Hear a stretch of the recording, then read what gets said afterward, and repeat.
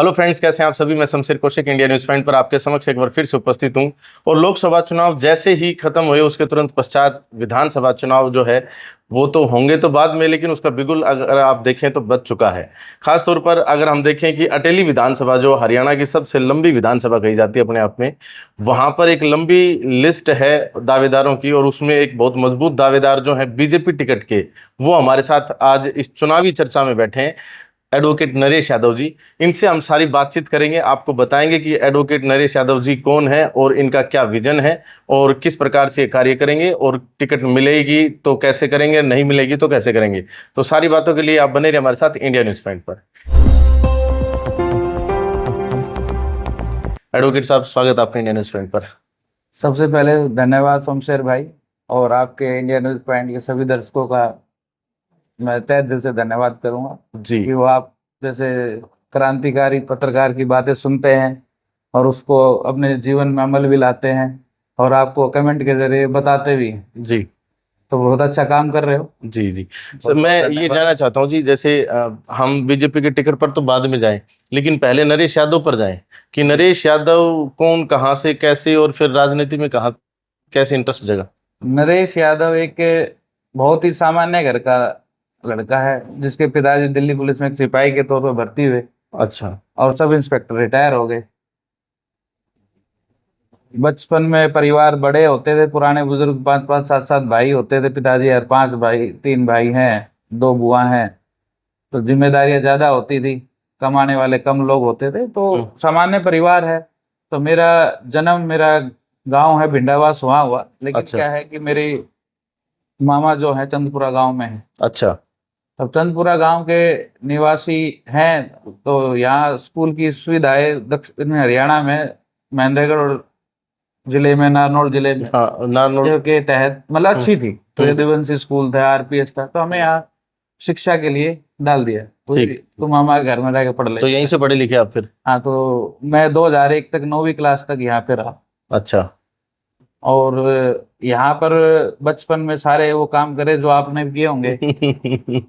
चाहे वो गांव की गलियों में खेलना हुआ, हाँ हाँ। चाहे रोड में भैंस नहलाने का काम हुआ, हाँ। खेतों की कटाई हुई, हम्म। लावणी की हुई, गवार कब उगा, बाजरा में नड़ाव कब हुआ, हाँ हाँ। ये सब चीजें की है। बिल्कुल आप जैसे बिल्कुल एक सामान्य से परिवार का हूँ। ये तो नौकरी तो एक ठीक है, पुलिस का नमक खाया है, पुलिस ने हम के सारे आज यहाँ तक पहुंचे हैं। बाकी तो बिल्कुल किसान परिवार है। और यहाँ पे किसानी भी क्या ही थी, कुछ किसानी नहीं है, छोटी छोटी दो दो तीन तीन एकड़ सबके हिस्से जमीन आने वाले लोग किसान है, छोटे किसान है हमारे हम्म। पूरे दक्षिण हरियाणा में या हरियाणा में कह लो। और उसके बाद 2001 में पिताजी ने बोला भाई ठीक है, अब दिल्ली आ जाओ रहने खाने का, क्योंकि वो अपनी बाकी जिम्मेदारियों से मुक्त हो चुके थे, छोटे भाइयों की शादियां करा दी थी, हम्म। सूचक वूचक जो देने थे वो दे चुके थे। हम्म। तो आगे दिल्ली पढ़े। दिल्ली पढ़े तो बड़ा एक्सपोजर मिला, वहाँ हमें ज्ञान हुआ कि हम तो आगे, हमें बागड़ी कहते हैं लोग। बोला बागड़ से आए हैं। बागड़ से आए। लगभग हम भी सोचते थे बागड़ कौन सा इलाका है। हाँ। वहां जाके पता चला कि जो गुड़गांव से इधर इधर की बेल्ट है दक्षिण हाँ। हरियाणा को बागड़ कहते हैं। अच्छा। तो बागड़ी के वो ठीक है, धीरे धीरे वहां पे चीजें मिली, अच्छे दोस्त मिले, अच्छी शिक्षा कराई पिताजी ने। फिर दिल्ली यूनिवर्सिटी के रामजस कॉलेज में दाखिला हुआ, वहाँ पढ़ाई की। वहाँ पढ़ाई की तो एक हमारे साथी थे, उनके भाई चुनाव लड़ रहे थे, तो उन्होंने हमें विद्यार्थी परिषद के बारे में बताया और सदस्यता कराई हमारी। तो धीरे धीरे विद्यार्थी परिषद के बारे में जाना। पहले साल तो सिर्फ विद्यार्थी परिषद के नारे लगाए, घूमने चले गए, कभी समोसा खाए, कभी सैंडविच खाए, हम्म। कभी भाई आलू पूड़ी की सब्जी खा के आ गए, जी। तो नाव खत्म हो गया। हाँ। उसके बाद आप जब चेयर पे बैठ जाओ। विद्यार्थी परिषद की और चीजें होती थी तो हम्म। वो हमने देखा, समझा विद्यार्थी परिषद क्या है, हम्म। उसका क्या बलिदान है, जी। विद्यार्थी परिषद ने छात्रों के लिए क्या क्या किया है, हम्म। उसमें कितना संघर्ष है। हम्म। और कार्यकर्ता, उस विद्यार्थी परिषद का कार्यकर्ता का क्या महत्व है, वो सब चीजें हुई। और मैं 2007 में रामजस कॉलेज की छात्र संघ का हिस्सा रहा। उसी साल एक दिल्ली विश्वविद्यालय में ईसी का चुनाव भी होता है, मैं वो ईसी का चुनाव भी जीता और ईसी भी रहा दिल्ली का छात्र संघ तो का। मतलब राजनीति आप शुरू से ही करने लगे थे विद्यार्थी जीवन से ही? नहीं, 2-3 साल तो संगठन में सीखा समझा। हम्म। फिर छात्र राजनीति में क्या है, जब आप कॉलेज में एक चेहरा बनते हो तो हम्म। लोगों की आवाज भी आप सीनियरिटी के हिसाब से, जैसे 1 साल यूपी में नारे लगाए, दूसरे साल से लोगों की सदस्यता कराई, सही बात। तीसरे साल सब बोले भी कॉलेज का चुनाव लड़ लो। हम्म। चुनाव लड़े, छात्रों ने साथ दिया, सभी कॉलेज के साथी थे, हॉस्टल में रहते थे, जी। तो सब लोगों ने हमें चुनाव जिताया, लोगों ने जिताया, मेरे साथियों ने चुनाव लड़ा, उन्होंने मुझे चुनाव लड़वाया, उन्होंने जितवाया, सब उन्हीं की देन। हम्म। उसके बाद संगठन में काम करते रहे, संगठन ने हमें मौका दिया, लिंग दो कमेटी आ गई तो हम खुद चुनाव ना लड़ पाए। तो भाई एक हमारे मन में टसिक रहती थी कि भाई यादव नहीं चुनाव लड़ते हैं, दिल्ली विश्वविद्यालय में कम लड़ते थे। हम्म। तो 2011 में विद्यार्थी परिषद ने ऐसा किया कि 2 यादवों को चुनाव लड़ाया, एक राजपूत एक बनिया, हम्म। ना जाट लड़ा ना गुजर लड़ा। ये काम भी विद्यार्थी परिषद ही कर सकती है। जैसे अभी बीजेपी ने भाई अदर राजस्थान का सीएम बदल दिया, मध्य हरियाणा प्रदेश में का बदल दिया। सब जगह, मतलब हम्म। इतना बड़ा डिसीजन वही पार्टी ले सकती है जिसके अंदर कोई परिवारवाद या कुछ हाँ, इस तरह की चीजें ना हो। राजाशाही हाँ। ना हो, वंशवाद नहीं है, परिवारवाद नहीं, वो चीजें हुई। और 2011 में पार्टी ने मेरे सगे छोटे भाई को मौका दिया, वो दिल्ली विश्वविद्यालय का उपाध्यक्ष रहा।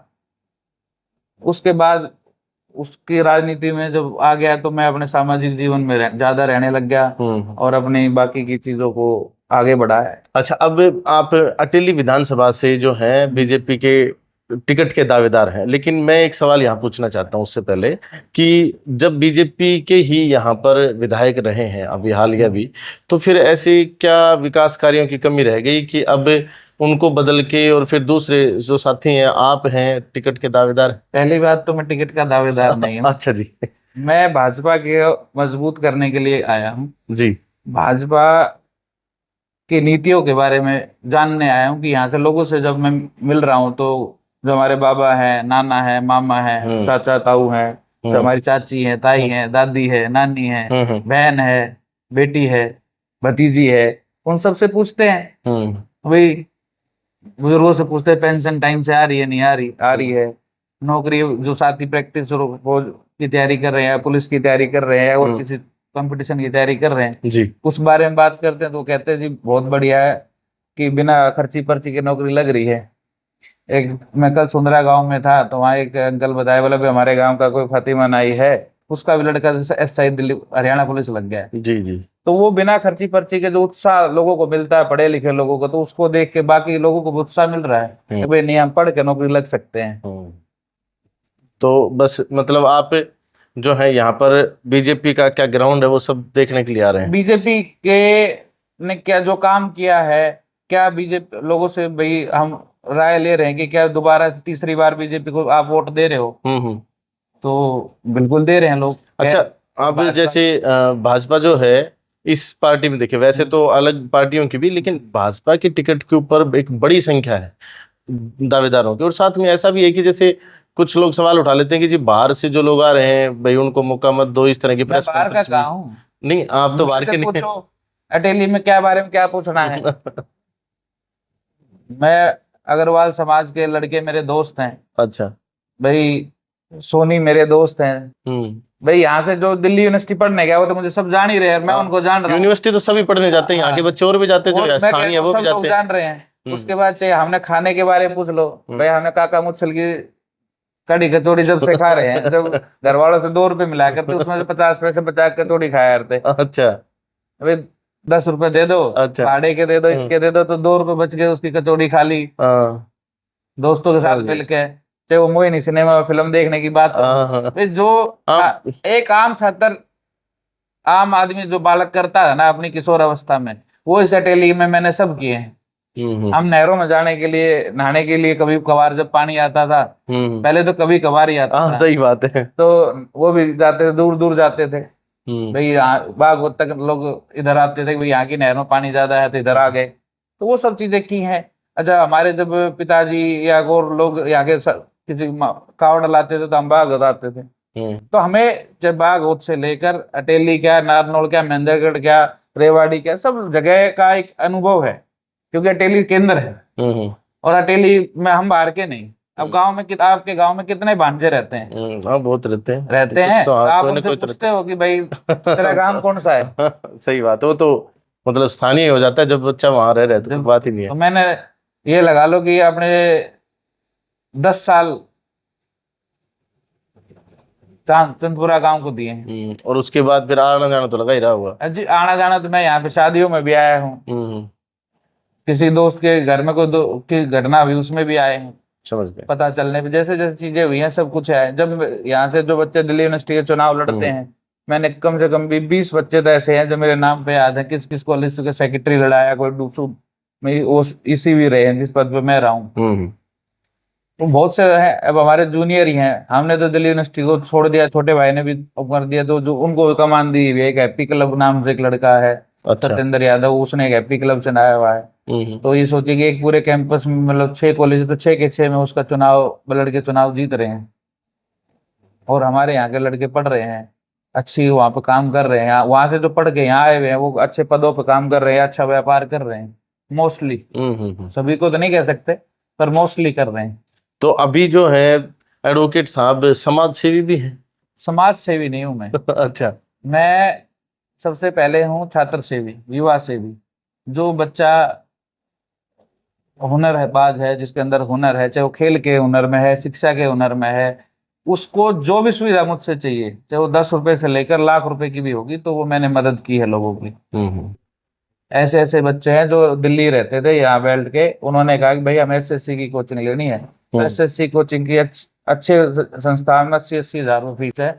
तो मैंने नाना करते हुए 70-80 बच्चों को पढ़ाया है, जो आज अच्छे पदों पे कार्यरत हैं। कोई इनकम टैक्स में इंस्पेक्टर है, कोई जीएसटी में है, बहुत अच्छी बात है। कोई नारकोटिक्स में है। तो वो हमारे भाई हैं। वो तो ये कहते हैं कि भाई आप कुछ करोगे तो हम आपके साथ खड़े हैं। उन लोगों के लिए हमने किया है, तो और निष्पक्ष किया है। ऐसा है थोड़े कि मेरे को उनसे कोई काम है लग गए, उन्होंने अपने ब्याह में बुला लिए, भाई के पैर छू लिए, कहीं मिल जाते हैं एयरपोर्ट पर, जैसे सीएसएफ में हमारे साथी लगे तो मिल जाएंगे तो गले लगाएंगे। क्योंकि मेरा क्या है, पूरे देश में व्यवसाय करता हूँ मैं, विदेश में भी व्यवसाय करता हूँ। तो उससे क्या है कि मेरा आना जाना ज्यादा रहता है, ट्रैवलिंग है, तो मैं मिलता हूँ लोगों से। एक बार हमारे साथियों को बता भी देते कि क्या व्यवसाय करते हैं आप।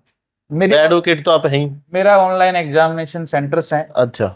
और मेरा फूड पैकेजिंग का बिजनेस भी है। अच्छा। फूड पैकेजिंग मेरी बाहर होके जाती है, विदेशों में मेरी सप्लाई है, और उसका मेरा अच्छा रोजगार है। चलिए बहुत अच्छी बात है। अगर मान लीजिए बीजेपी की टिकट आपको मिल जाती है, हाँ जी, और आप इलेक्शन लड़ते हैं, एक बार हम मानकर चलते हैं कि उसमें जीत गए आप, तो अटेली विधानसभा फिर आपसे क्या उम्मीद करे, किस तरह के विकास कार्य रहेंगे, क्या अपने सपने सजो रखे हैं? तो मेरी सोच ये है कि एक तो हम यहाँ, हमारे दक्षिण हरियाणा खेलों में नंबर 1 है, कहा जाता है हरियाणा खेलों में नंबर 1 है। अभी भी मनु भाकर अपना मेडल लेकर आई है। लेकिन क्या दक्षिण हरियाणा से कितने मेडल आते हैं? संख्या बहुत ही कम है ही नहीं। है तो वो उस ओलंपिक में तो हमारा बच्चा जाता ही नहीं है। तो कोई भी है जो भी इस क्षेत्र में लोग पढ़े लिखे हैं या बीपीएड करे हुए हैं या कोचिंग वाले हैं, मैं उन लोगों से मिला हूँ। एक हमारे भाई हैं, उनसे हम मिले, वो साइंस से सर्टिफाइड है, वो एक एकेडमी चला रहे हैं एथलीट वाली। तो मैंने उनसे बात की, मैंने बताया कि भाई सरकार बने या ना बने, पर आप काम करो, मैं आपकी जो भी सहायता होगी, जो भी जैसी भी बड़ी से छोटी से छोटी वो सहायता करूंगा, लेकिन आप 5 साल में आपको दूंगा, 5 साल में एक बच्चा तो निकालने देना पड़ेगा आपको। वो बोला जी ये मेरी जबान है, मैं आपको निकाल कर दूंगा। मैं बोला 5 साल में उसको बेयर करूंगा।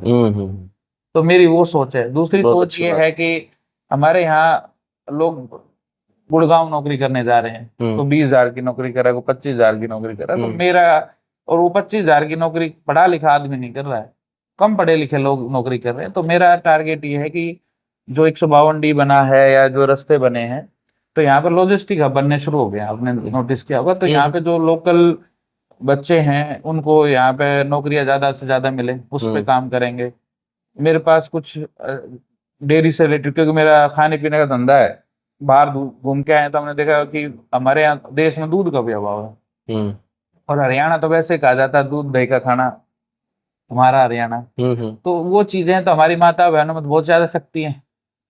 तो उनके लिए कुछ ना कुछ छोटे छोटे प्लांट लगाना, मातृ शक्ति को बढ़ावा देना, उनका भाई जो वो घी इकट्ठा करती हैं, दूध इकट्ठा करती हैं, उनको काम देना कि घर से आप घर बैठे 10-12 हजार रुपये कमा सको भाई। 2-4-5-6 घंटे काम, 8 घंटे काम करके आप कुछ महिलाओं को रोजगार देना। यहाँ का जो कम पढ़ा लिखा बच्चा है उसको रोजगार देना कि वो अपने घर में रह के, अपने इलाके में रह के काम कर सके, तो वो थोड़ा कम पैसा कमाए। बाहर का 20,000, हमारा 12,000 बराबर है, और वो खुश है। तो वो खुशी चेहरे पे चाहिए, मेरा ये सोच। बहुत अच्छी बात है। अच्छा, यहाँ जैसे मान लीजिए आप स्पोर्ट्स पर और इन अन्य सभी चीज़ों पर करेंगे काम, अच्छी बात है।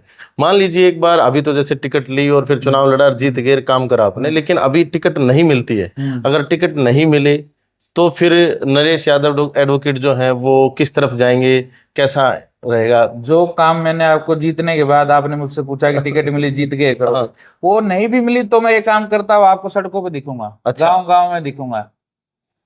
ये तो बहुत अच्छी बात है। नहीं मिली तो मैं गांव गांव में दिखूंगा।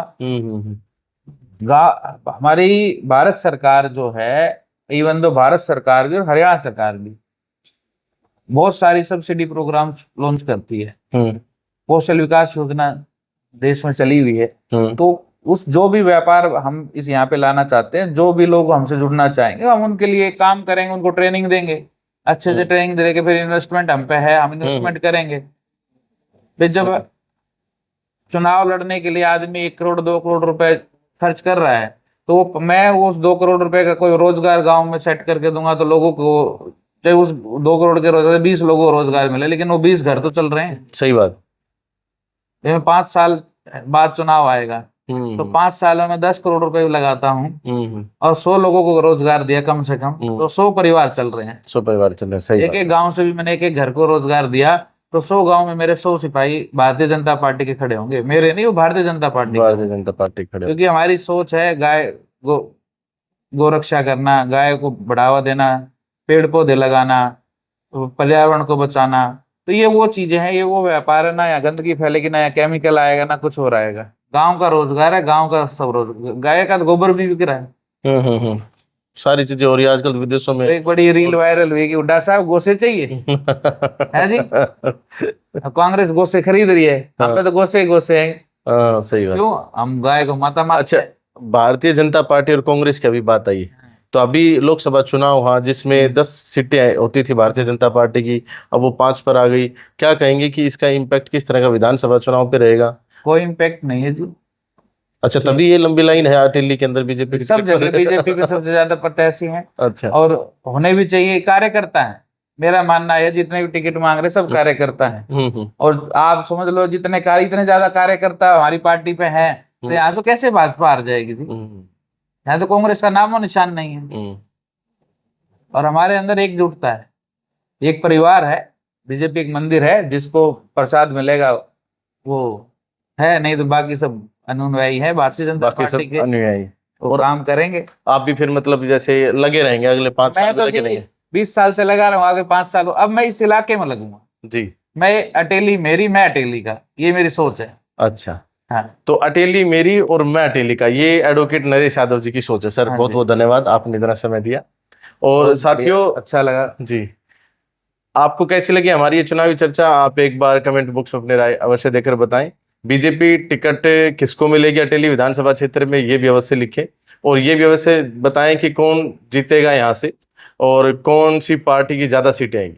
बाकी एडवोकेट नरेश यादव जी के बारे में, जिन्होंने कहा कि अगर बन भी जाते हैं या नहीं भी बनते तो भी काम करते रहेंगे स्पोर्ट्स के क्षेत्र में और अन्य जितने भी क्षेत्र हैं सभी में, इनके बारे में क्या कहेंगे ये भी आप अपनी राय अवश्य दें। एक बार पुनः आपका बहुत बहुत धन्यवाद जी।